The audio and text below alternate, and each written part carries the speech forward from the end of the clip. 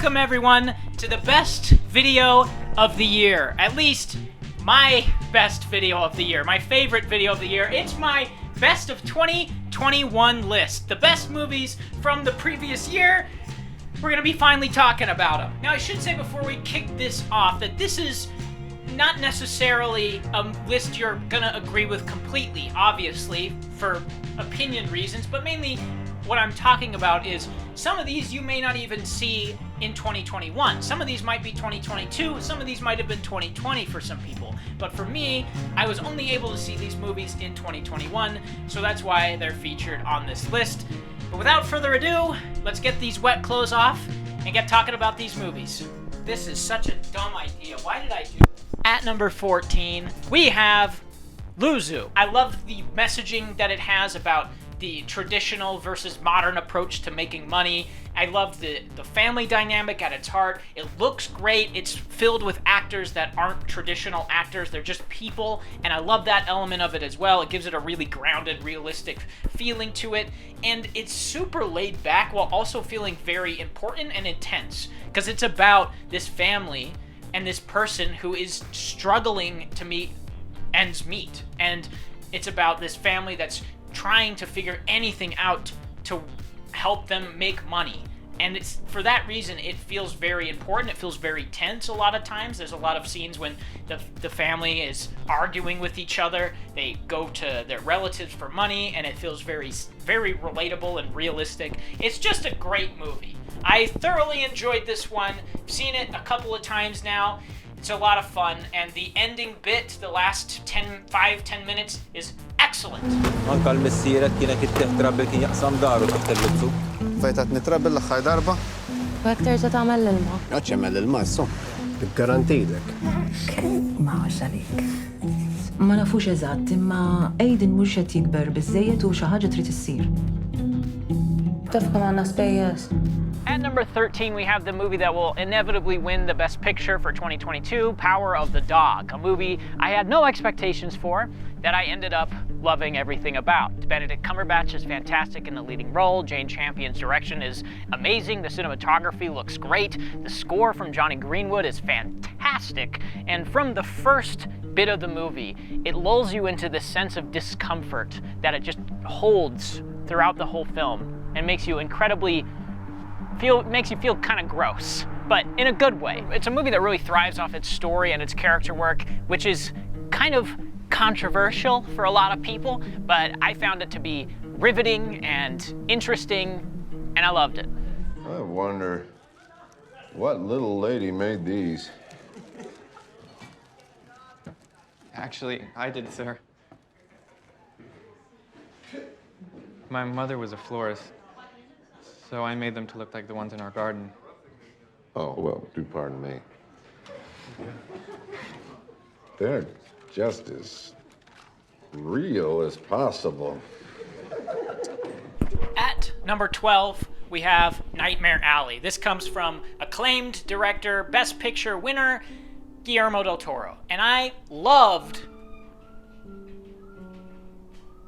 this movie. I thought this was fantastic. The character of Bradley Cooper plays is so interesting to me, and the way it develops and builds on top of itself is fascinating. It's about Bradley Cooper, who is a guy that kind of drifts around. He ends up at a circus and starts to develop his skills with mind reading, in quotes. Mind reading, because it's a sham.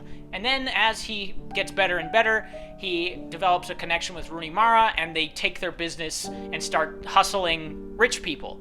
And then from there, it escalates further, and it gets into some craziness, and I loved everything about it. I thought this was a fantastic movie with some excellent performances, really inspired production design, cinematography, all the technical stuff, but that lead performance by Bradley Cooper, that character, is absolutely what sells this movie, and the incredibly dark note it ends on is something that had me thinking and in my feelings for days after it ended.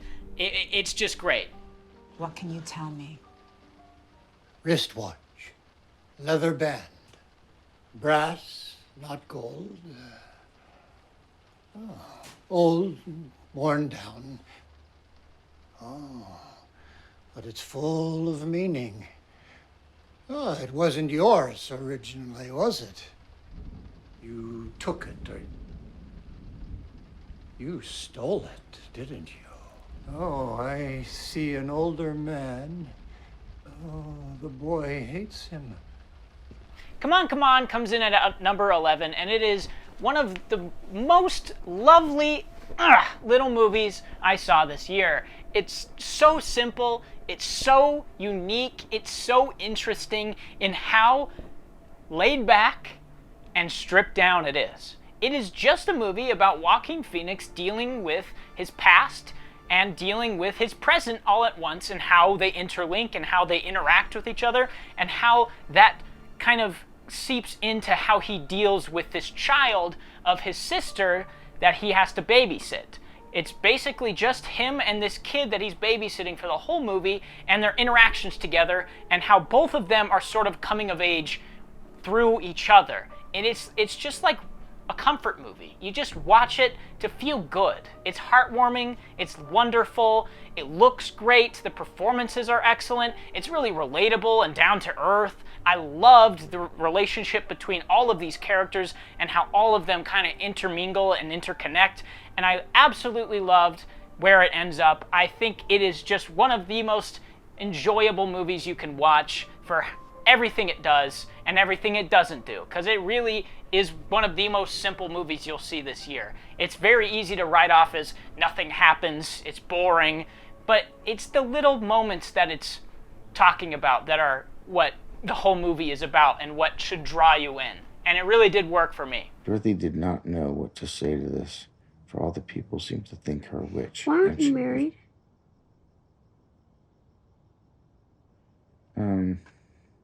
I was with somebody for a long time, Lisa. And she knew very well she was only an ordinary little girl who had come by the chance of a cyclone into a strange land. I still do. At number 10 is Titan whatever. It's a movie about a woman serial killer psychopath who needs love and finds it through a man that isn't her father, but pretends to be his son, and has a baby with a car. You heard that right. It's a movie about a woman that has a baby with a car and is the son of a man who is not her father, and she's a woman. It's a great movie. It's incredibly weird. It's not going to be for everybody, obviously. It's very intense, but it also has this really kind of heartwarming story at its heart. Two hearts in the same sentence. I really enjoyed it. The cinematography is great. There's this excellent scene of dancing that I really loved. There's some really wonderful character moments. The acting is superb. It's just a really well done movie that leaves you sick to your stomach in a good way.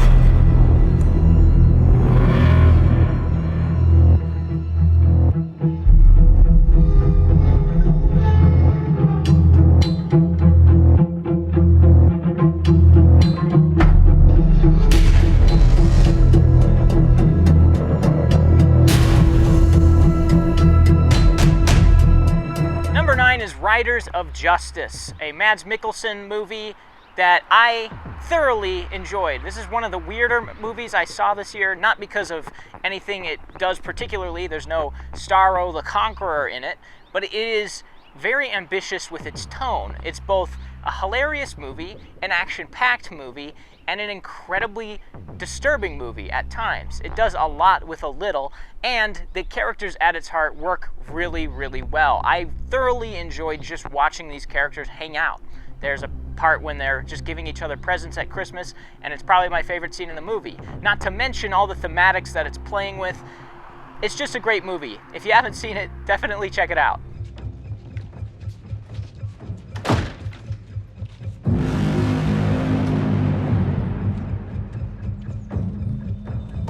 Så fik vi da det afklaret. Markus. Nej, Markus.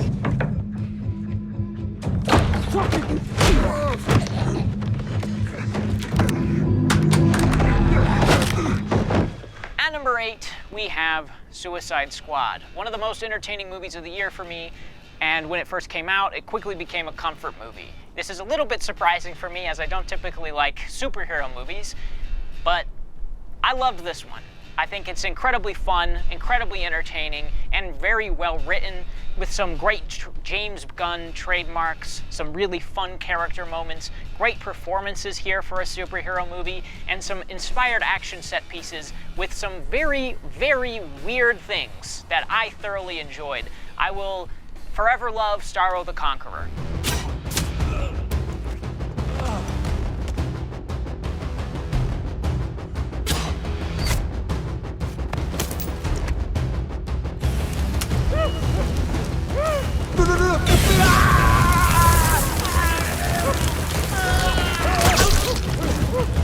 At number 7, we have Dune, my most anticipated film of 2022.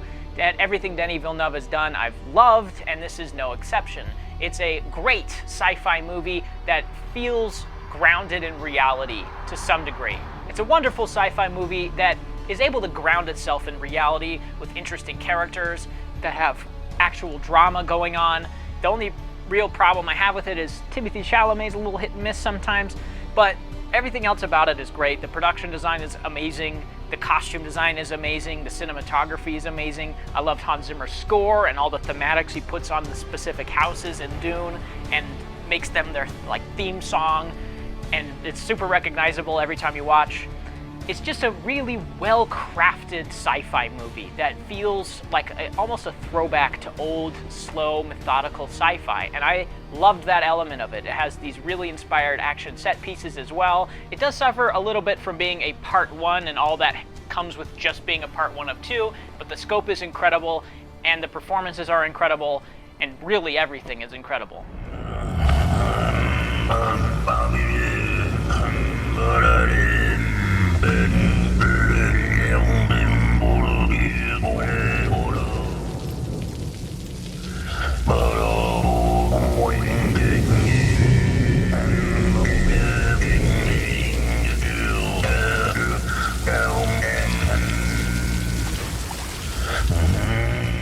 At number 6, we have Pig, a movie starring Nicolas Cage, whose sole purpose in the movie is to get his truffle pig back after it gets kidnapped by a bunch of junkies.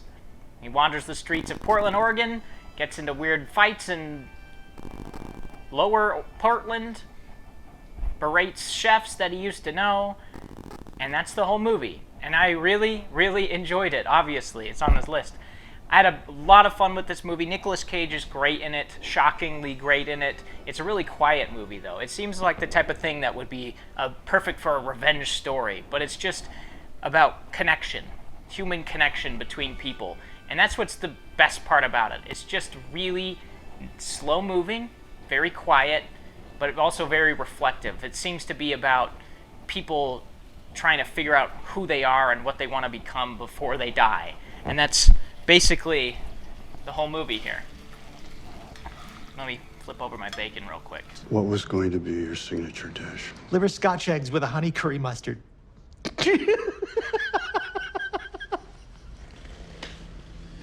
They're not real. You get that, right? None of it is real. The critics aren't real. The customers aren't real. Because this isn't real. At number 5, we have On the Count of 3, which is a movie that's going to be a little difficult to talk about because it's not out. It's a movie that I saw at Sundance 2020, and as far as I know, it hasn't even been picked up for distribution. But when it comes out, and if you have the ability to see it, please do, as soon as possible. This was one of the most fun movies I watched at Sundance 2020. I absolutely loved it. I watched it multiple times at Sundance, but I haven't seen it since. It's about two guys that are fed up with life and make a suicide pact together. They want to shoot each other, but they decide at the last moment that maybe they should have one day where they can just go out and have some fun. So the whole movie is them just having fun with their last day before they commit suicide. It's incredibly fun. It's really kind of creative in its presentation. There's some things here and there, like a bad wig and some CG snow, that drag it down a bit. But for the most part, it's hilarious. The performances are very strong. The direction and cinematography is very strong. The story is really fun, and the characters I got really attached to very quickly. It's one of those movies that just worked for me. It seems like it's gonna be one that works or doesn't for a lot of people, but I had a blast. I was laughing hysterically at some points. Check it out when you can. At number 4 is Minari, a movie about some South Korean family that comes to the US to live the American dream and be farmers. It's awesome, thoroughly enjoyable. It seems to be semi-autobiographical. The director and his story are very similar to what's on screen here.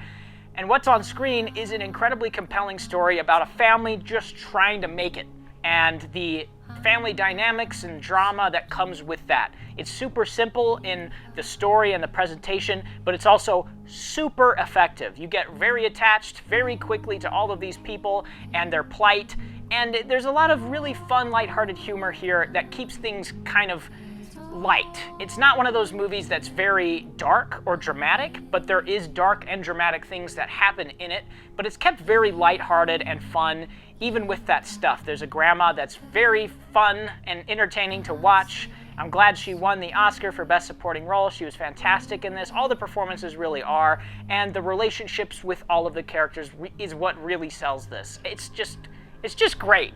What more can I say? 당신 지금 미쳤어? 누가 누구더러 미쳤대?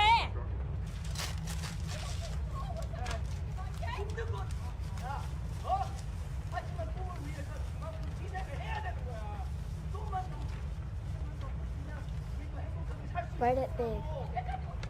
Okay? At number 3, we have The Father, a movie that was one that I really didn't expect anything out of, to be honest. It's more or less a play. It's a very simple movie about Anthony Hopkins having dementia and going about his life and all the trials and tribulations that come with that. It's a fantastic portrayal of dementia, Alzheimer's, and how it affects your life, and how you sometimes don't even know what's real and what's not. You sometimes don't even recognize the people you love. Chairs change, scenery changes, locations changes, but it's all very subtle and well done in a way that puts you into that mind state of confusion. It's an incredibly confusing movie, and intentionally so. Half the time you don't know what's real and what's fake, but it's because it's putting you in the shoes of Anthony Hopkins and what he's going through, and it's incredibly effective for that. Not to mention, the performances are absolutely fantastic across the board and really sell how simplistic this idea is, but how effective it is. It's awesome. Your daughter? No. Mommy.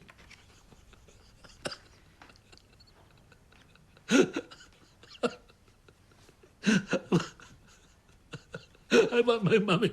I want my mommy. I want to get out of here. At number 2, we have The Tragedy of Macbeth, a movie that is exactly what it sounds like. It's an adaptation of Macbeth, but this one stars Denzel Washington, Frances McDormand, and is directed by Joel Coen of the Coen brothers, who are some of the best filmmakers working today. Of course, Ethan is not around, but Joel definitely proves that he is more than capable of making a fantastic movie on his own. What really stands out about this movie, of course, is the visuals, the production design, the makeup, the costumes, and specifically the cinematography and the set design is absolutely mind-bogglingly gorgeous. Every frame of this is completely stunning and completely immersive and intoxicating. The world that Joel has created for this movie is nothing short of special. Not to mention the performances, of course. Denzel Washington murders this role, and even though the dialogue and the dialect that is spoken can be a little bit difficult to get into at first, once you just let it sink in, then it's one of the most immersive things you can watch, really. It just kind of lets you into this world gradually, but once you're in it, you're in it. And I loved that. I love the characters. They all have good reasons to do what they do. It isn't just a straight up adaptation either. It changes a few things around from what I understand, but nothing that ruins the flow of the story or the pace or the characters at all. I think it works phenomenally. By the pricking of my thumbs, something wicked this way comes. Oh, now, you secret black and midnight hags. What is't you do? A deed without a name. I conjure you. By that which you profess, however, come to know it, answer me, even till destruction sicken. Answer me to what I ask you. Finally, coming in at number 1 is The Green Knight, a movie that is very polarizing, but one that I absolutely adore everything about. It is simply and honestly the best movie of the year. Everything about it is fantastic. The production design, the costumes, the sets, the lighting, everything technically is absolutely spot on, but the real magic of this movie comes with the main character and his story, character arc, and the progression of said story. It's all perfectly handled and well done. I loved that it was a medieval knight that was a complete loser. He does basically nothing right for the entire thing, right up until the end, when we get one of the best endings of the year in this excellent, like 10-minute long sequence where there's barely any dialogue and it's all just visuals and storytelling through those visuals. I thought it was fantastic. That ending is perfectly done, and I love the quest that he goes on and all the trials that he goes through in becoming a better person. It's awesome. Twerked enough. Just twerked enough. Hey, where you off to, huh? Where you out to? Nightly quest? I'm not a knight. But you said you were. I never said that. You said that. I never said I was a knight. But are you? No. No, I'm not. Huh. Well, you look like one. Smells like a night.